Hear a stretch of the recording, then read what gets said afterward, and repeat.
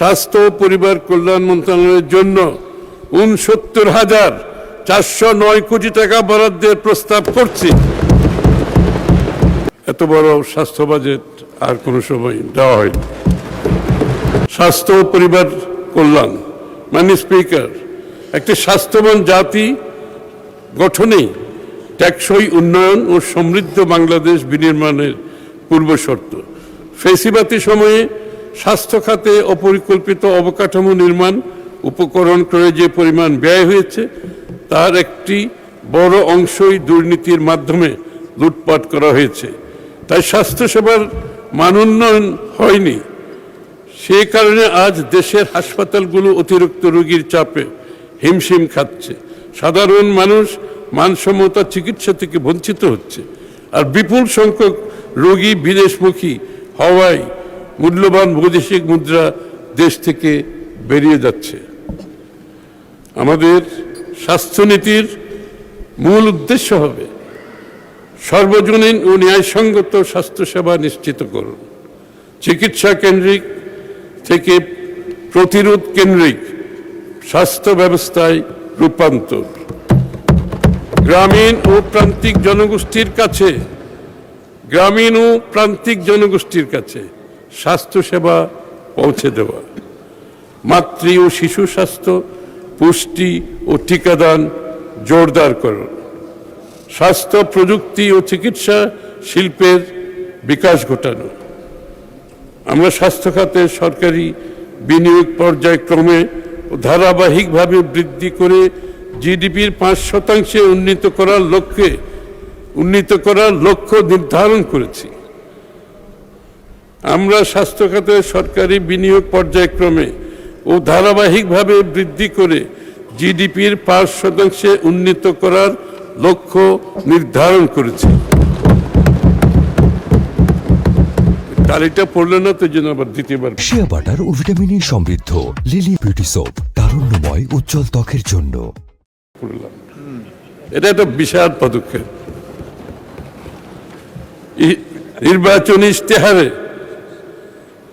নির্বাচনী ইশতেহারে প্রতিশ্রুতি মোতাবেক আমরা বাংলাদেশের প্রতিটি ইউনিয়নে একটি করে এবং শহরের প্রতিটি ওয়ার্ডে এক বা একাধিক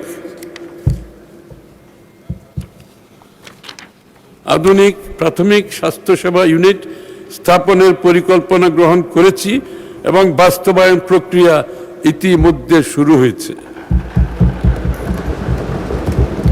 সর্বজনীন স্বাস্থ্য সুরক্ষার আওতায় প্রত্যেক নাগরিককে ন্যাশনাল হেলথ সিস্টেমের আওতায় আধুনিক হেলথ কার্ড প্রদান করা হবে। জটিল রোগের বিশেষায়িত চিকিৎসা সহজলভ্য ও সুশৃঙ্খল করার লক্ষ্যে প্রতিটি জেলা হাসপাতাল ও সংশ্লিষ্ট সকল উপজেলা স্বাস্থ্য কমপ্লেক্সকে সমন্বিতভাবে একটি পূর্ণাঙ্গ সেকেন্ডারি স্বাস্থ্যসেবা ইউনিট হিসেবে গড়ে তোলা হবে।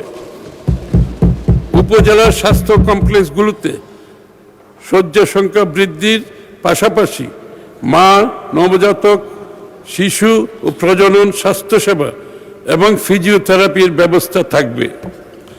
সার্জারি সহ জটিল ও বিশেষায়িত চিকিৎসা সেবা জেলা সদর হাসপাতালগুলোতে কেন্দ্রীভূত করা হবে। Coronary care, kidney dialysis unit ইত্যাদির ব্যবস্থা থাকবে।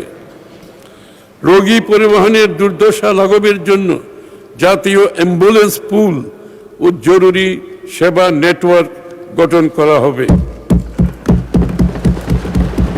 সরকার একটি সমন্বিত বিজ্ঞান ভিত্তিক ও আধুনিক জাতীয় পুষ্টি কর্মসূচি প্রণয়নের লক্ষ্যে কাজ করছে। 5 বছরের নিচের শিশুদের খর্বাকৃতি স্টান্টেড চিলড্রেন মোকাবেলায় সরকার বহুমুখী ও বহু খাত ভিত্তিক একটি সমন্বিত জাতীয় কর্মসূচি বাস্তবায়ন করবে। For stunted children API active pharmaceutical ingredient, শিল্প পার্ক সহ প্রয়োজনীয় অবকাঠামো, গবেষণা, বিনিয়োগ ও নীতিগত সহায়তা অব্যাহত রাখা হবে। এলডিসি থেকে উত্তরণের প্রেক্ষাপটে ঔষধ শিল্পের ধারাবাহিক বিকাশ, উদ্ভাবন সক্ষমতা বৃদ্ধি এবং বৈশ্বিক বাজারে অবস্থান আরও সুদৃঢ় করতে প্রয়োজনীয় আর্থিক প্রণোদনা ও সাহায্য ও সহায়ক নীতিমালা সুবিধা প্রদান করা হবে। দেশব্যাপী একটি টেকসই ও আধুনিক ঔষধ ও ভ্যাকসিন সরবরাহ নেটওয়ার্ক গড়ে তোলা হবে, যাতে প্রত্যন্ত অঞ্চলেও সময়মতো প্রয়োজনীয় ওষুধ ও টিকা পৌঁছানো সম্ভব হয়। আমাকে অত্যন্ত ব্যথিত হৃদয়ে বলতে হচ্ছে, বিগত সরকারগুলোর টিকা সংগ্রহ ও টিকাদান কার্যক্রম বাস্তবায়নে অবহেলা ও যথাযথ পরিকল্পনার অভাবে দেশ জুড়ে হামের প্রাদুর্ভাব দেখা দিয়েছে এবং শিশু মৃত্যুর মতো হৃদয় বিদারক পরিস্থিতি সৃষ্টি হয়েছে। এই পরিস্থিতি মোকাবেলায় সরকার দ্রুত পদক্ষেপ গ্রহণ করে প্রথম 100 দিনের মধ্যেই প্রায় 100% শিশুকে হাম রুবেলা টিকা প্রদান করেছে। ইন্টিগ্রেটেড মডিউলার পদ্ধতি, আধুনিক ক্লিনিক্যাল শিক্ষা ব্যবস্থা এবং এআই ভিত্তিক চিকিৎসা জ্ঞান ও প্রযুক্তির ব্যবহার অন্তর্ভুক্ত করে একটি আধুনিক দক্ষতা ভিত্তিক ও ভবিষ্যৎমুখী নতুন এমবিবিএস কারিকুলাম চালু করা হবে। দীর্ঘদিনের শূন্যপদ পূরণের লক্ষ্যে অবিলম্বে 5000 এমবিবিএস চিকিৎসক নিয়োগের উদ্যোগ গ্রহণ করা হয়েছে। নার্সিং ও মিডওয়াইফারি খাতে উচ্চশিক্ষা ও পেশাগত উন্নয়নের সুযোগ, নার্সিং বিষয়ে ব্যাচেলর ও মাস্টার্সের সুযোগ বৃদ্ধি করা হচ্ছে। এটা আমাদের জন্য বিরাট সম্ভাবনার দ্বার খুলে দেবে। দেশব্যাপী মানসম্মত ও জনমুখী স্বাস্থ্যসেবা নিশ্চিত করতে নতুন করে 1 লক্ষ স্বাস্থ্যকর্মী নিয়োগের কার্যক্রম শুরু হয়েছে, যার 80% হবে নারী। মাননীয় স্পিকার,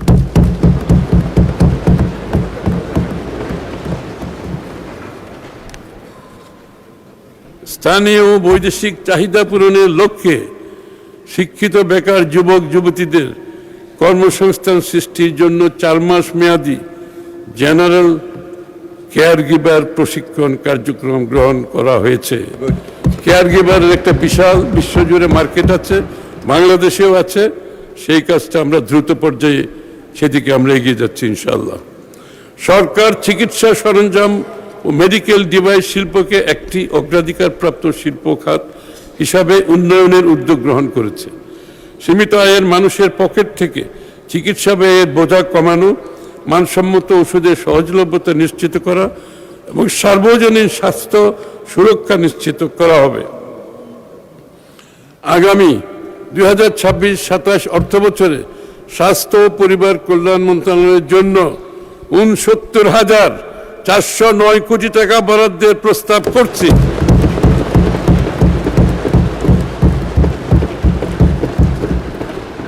যা জিডিপির 1.10%। এত বড় স্বাস্থ্য বাজেট আর কোনো সময় দেওয়া হয়নি।